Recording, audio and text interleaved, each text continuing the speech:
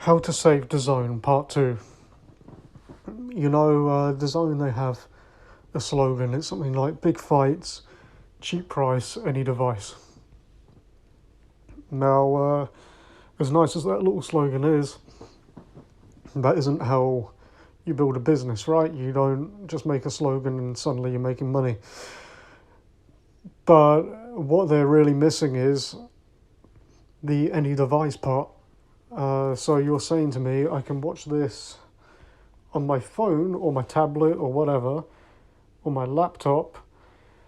Most of these things have a built-in microphone or a microphone that I can put in myself.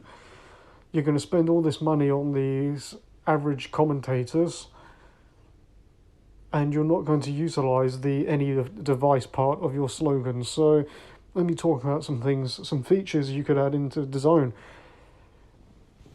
It's always been popular for people to call in and talk to the pundits.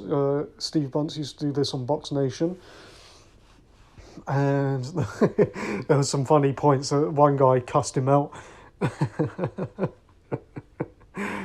But look, you could do that for live fights. People can leave their messages. They can talk to each other in the comments if they want, like they do for YouTube Live. You have people like G-Man. He'll have people literally come onto the show. They can call in and they can leave their views. And I think you should be able to do that with fights. The fans can sort of become the commentators. And in terms of making DAZN more profitable, look, you're spending money on these commentators like Tony Bellew and others who aren't really adding anything, when you could just as easily get a lot of YouTubers to do these things, to do the commentary, and they'd probably end up doing it for free as long as they can advertise their YouTube channel. I know they got Aid, who started as a YouTuber and he still does his YouTube now, but I imagine they're paying him. You get some of the smaller guys with just a few thousand subscribers, I'm telling you, that I'd do it. I imagine someone like G-Man would probably do it just for the exposure for his channel. Boxing Beats and Rhymes. And some people go, oh, I don't like these channels. Well, that's your problem, because at the end of the day, I don't like this commentary team, and DAZN are paying for them. So this video is about how to save DAZN, because let me tell you, it ain't going to be around in 10 years' time if they carry on like this. Then it's certainly not going to be dominating like they'd like to be. So utilize that any device thing.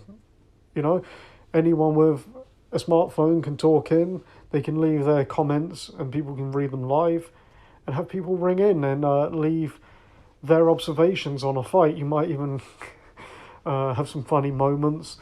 You could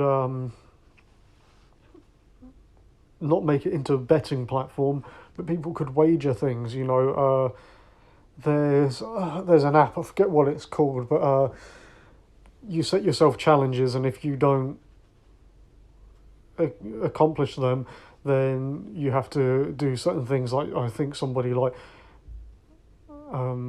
like, I need to lose £100 in this amount of time, or they had pledged to send like $100 to like the George Bush Foundation.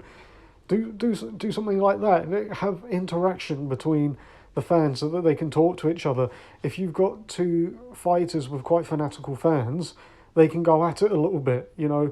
Let there be some back and forth, some interaction, some banter. This is just, it's any device, it's streaming, it's Netflix for sports, but it's not up to date at all. It's so dry and corporate and crap. Anyway, I don't want to turn this into too long of a rant. There is going to be more parts of this that are better thought out than this one.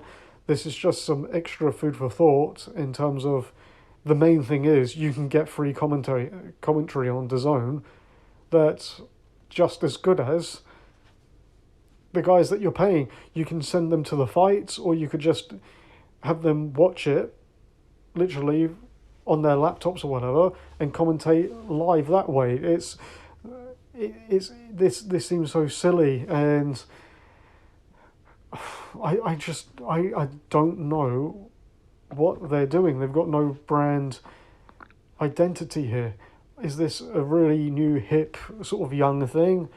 Or is it dry, politically correct, and just crap because these commentators aren't good at all, and most of them are biased?